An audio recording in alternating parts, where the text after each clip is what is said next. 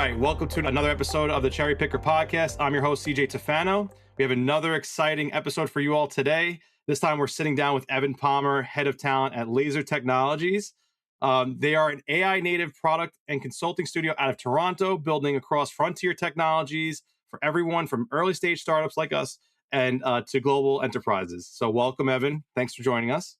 Thanks, CJ. Happy to be here. Yeah, great to have you. I'm looking forward to learning more about Lazer Technologies, what kind of work you guys are doing. Yeah, Tell us a little bit about yourself. Tell us about your role at the company and what you guys do. sure. Yeah. So, like I said, happy to be here, CJ. A little bit about me first. I've been in recruiting now for 12 years. So, our company's actually based in Toronto. I'm a New Yorker. So, I've always been building in the tech scene here. Started in agency world and then spent about roughly almost 10 years or so in like global consumer organizations. So, as a companies like Tumblr, where I built their first internship program, scaled hiring there, was the first in-house recruiter at Kickstarter when they were over in Greenpoint.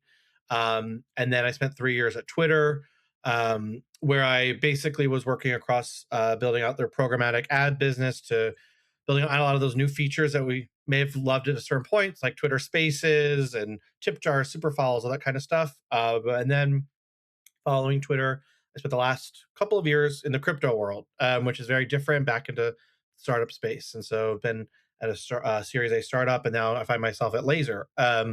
So Lazer Technologies, or I just call it Lazer, is, like you said, a product studio consulting firm. We work across lots of different industries, but primarily focus in fintech, AI, and commerce. So our team is a North American-based consulting organization that does a couple of things. We're either helping train enterprise companies learn how to use AI in their workflows and train their teams up. We're building agentic workflows for them for both their consumer products or their internal teams.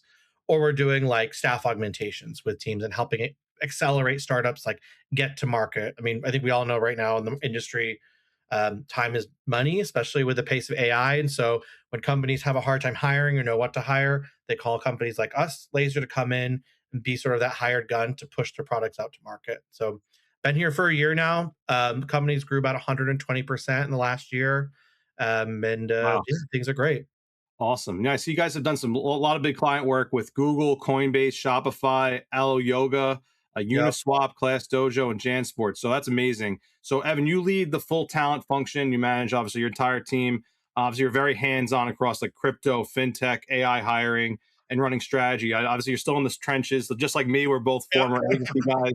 So obviously, you take that experience and bring it to the corporate side. Um, what kind of culture are you guys running over there? Like, is it remote? Is it in office? Is it a little bit of both? Yeah, so we're a remote company first. We do have like office space in Toronto, and we will like get time in certain like cities like New York or London or Vancouver, where we have pockets of people that will come together and meet or work together.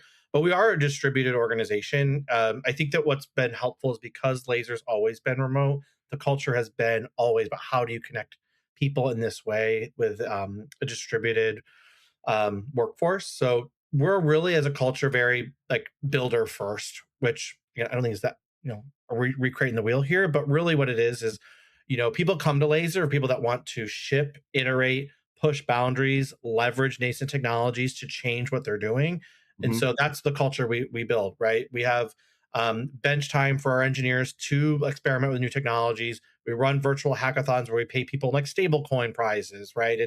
And we Mhm. really walk the walk, I think, internally of like, if we're a company that pushes AI for our clients, leverages tools like crypto for certain things, we integrate in that how we work.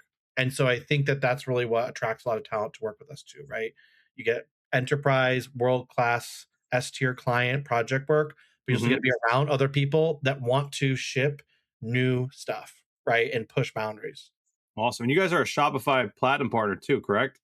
Yes, yeah. So hard like badge or whatever you want to call it to get, but it's Yeah. really unlocked. Congrats.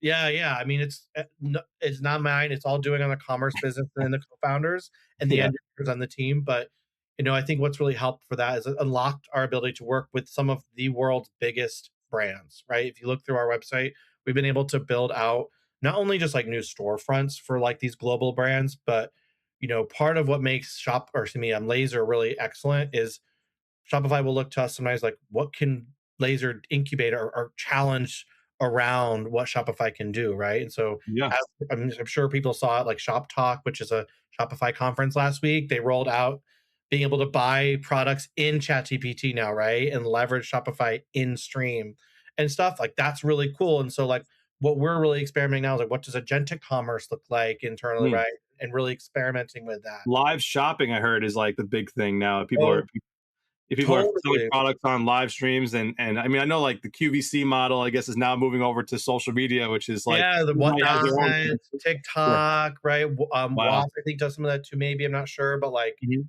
yeah, there's that world. But then there's also like, how do you even like? And I'm not speaking for any like client work here specifically, but it's Mhm. like, what does it look like if you like leverage a tool like an agent that has like a crypto wallet, a stable coin, like, and you could have it like buy things for you through Chat Mhm. GPT automatically, right? Yeah, that's where It's, we're headed, for I sure. I mean, mean, right, that's the I'm using future. it every day. It's, operating my computer, it's operating our processes. I Totally. mean, Yep. we're sourcing candidates, we're interviewing, we're screening candidates through it. So really cool. Mhm. So talk to us about like the candidate experience if they're interviewing for a role. I Yep. think obviously it sounds like you're hiring a lot of technical talent more than corporate talent. So walk us through, I guess, what the candidate experience would be from the corporate side or from the talent, from the technical side, or you could talk about Yeah. both. Yeah. Totally, yeah. So, like you said, we're primarily an engineering-driven organization, but we Mhm. still hire in the sales, delivery, and corporate side, like you said. Um, Interview processes are not too dissimilar in a lot of ways, right? Like we run a very competency-driven interview process, very direct, experiential. So, what I mean by that is we're not looking to do super abstract, hypothetical type questions in the interview process. This is really like real applied skills. Let's see how you build something in real time. Let's talk about what you've been able to accomplish in your career. And that's really, I think, the anchor of how we look at success with our roles, right? It's like proof of concept in your prior experience and in the Mhm. interview process. So the general flow, right? Again, we're not recreating the wheel here, but it's just talking to a recruiter, hiring manager screen, going through 1 to 2 technical or sort of competency driven assessments, Mhm. uh, and then getting a chance to speak with someone from senior leadership to sort of align and understand like what's the strategy of the company, right? I think when you're working in a product company, you want the vision of where the product is going. But I think in a professional services organization like ours, it's like, well, what is the strategy to get in front of those projects that we want to build? And what is the future? What does professional services look like Mhm. in an AI world, right? And so, on that note, right, how does AI flow through our process? We're actually going through, I think, a lot of people are. What does that mean in exercise? And I think we've landed on the, I guess, hypothesis, if you want to call it that, like if we're an AI native company, we need to see how you build with AI. That does not mean, to be clear, that we just abstract sort of the fundamental assessments of like Mhm. understanding what the AI is doing. But if you don't know how to use Claude, or for example, in your work stream, whether you're a Yes. recruiter or you're an engineer, it's not going to be the right culture alignment for you because the expectations is like with my team, we're creating skills in stream for our hiring managers to leverage Claude to do work like intake process, right? Yeah. These are things that they should be building, or if you're an engineer, obviously using it. That's how you scale as an organization. I mean, that's how we scale. We're scaling as an organization is leveraging these models and training it on our workflows.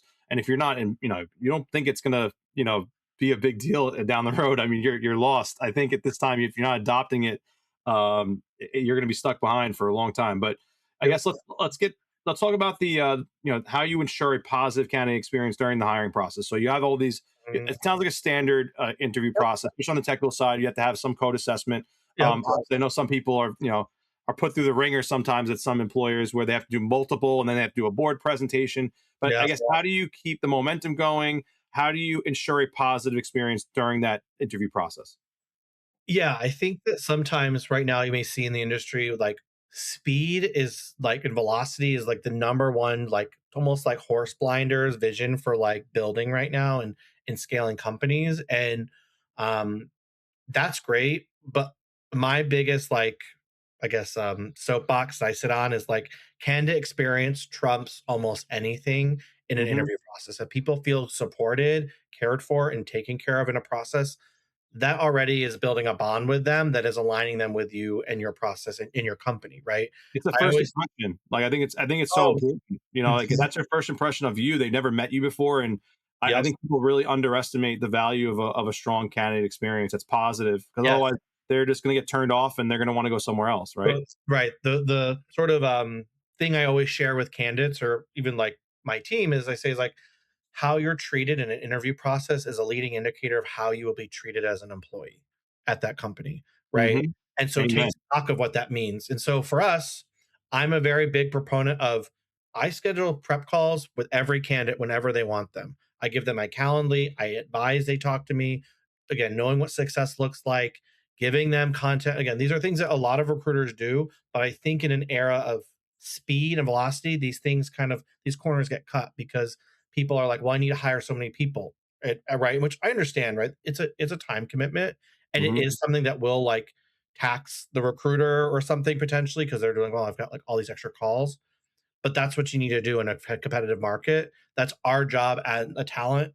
AI takes care of a lot of the administrative stuff, but the relationships still are done in this way. We're That we're doesn't gonna have have a to lot be more time to do that. Yeah, we're gonna right. have a lot And more I mean, time to do relationships now and manage those, and I think that we're gonna be out in the field. Like, our physical bodies are gonna be out with clients now, yep, face to face, and we got away from that with COVID. Obviously, everybody mhm, working remote. Look at us now. Like, we're not in the studio together. I Would know. love to be in the studio with you at some point, right? So that's it's definitely a world. The world is changing really, really quickly, and but it's for the better. I think we're going to get back to our roots of what we do best as human beings, and Yes. bringing back this tech-enabled managed service that's a partnership between humans and AI, which I still Yeah. believe is the future of where we're at. I don't think we're going to be fully replaced. Maybe our physical body at a physical office may be replaced, but then like our agents are doing our administrative work. But I agree with you. So, I guess what about like what's one thing that you wish more candidates knew, about Lazer Technologies or the hiring process in general? Because I know Yes. it's like hard to find this information online, like this Glassdoor, and a lot of negativity, and you really don't. Not that there's negative PR against you guys, but I was like, okay, class in door. general, it's like, there's one thing that like doesn't really get a lot of color. That's why we have these conversations. Why I do this podcast. So, tell us a little bit about what is one thing that they may not know, or that you'd like to share with them. Yeah, I mean, first of all, I'll be clear, right? When I first started talking to Laser Technologies, I was like, "Who is Laser Technologies?" I Yeah. didn't know who they were, right? But for transparency, there was a lot of direct sort of purpose behind that. Laser was a very behind the scenes type of partner to a lot of these leading companies and stuff. I think the biggest thing though now, as we've grown and had a more of a public presence, is two things. One, I think the importance of like what professional services or like consulting is in this day and age, right? I think for the last gosh, since I've been in the workforce, consulting has always been around, but it has never been like a sexy thing to do maybe, or it's just been like something that only these big four companies do and there's these studios that do work. And again, that's always been true and that service model has always been there. But I think to kind of what we alluded to earlier, this is, I think, the future of what a lot of development is going to be like and where people can have the most impact in an industry that they care about the most, right? One of the reasons why I came to Laser and I talk to candidates a lot, especially who I can like say in the crypto space, is Hmm. like, I personally always wanted to have the biggest impact on an industry I care about the most. I can either go plug into one startup and fingers crossed that it makes it big, or I can impact 10 different projects with substantive iteration and development on their core offerings. My code sits in all of these different companies' code bases, and my growth exponentially grows as a developer or a professional, Hmm. etc. So, like, there's a lot of growth and I think sort of like looked over opportunity that actually comes in a space like this, just as Hmm. an opportunity. And the other thing I'll say just around the interview process is that, like, again, we're not recreating the wheel from a process standpoint, but I think that's an important thing to note, right? We want people's work to speak for who they are, right? I'm not looking to understand how many like marshmallows you can fit in a jar. Like that's great for certain skills. What we care about is how do you build? How do you like to learn about new technologies? And like that's the like so that's the anchor of what de- evaluate people on. And I think that like if you care about those things, then like you will do fine in our interview process, and it's an opportunity for you to really accelerate your career.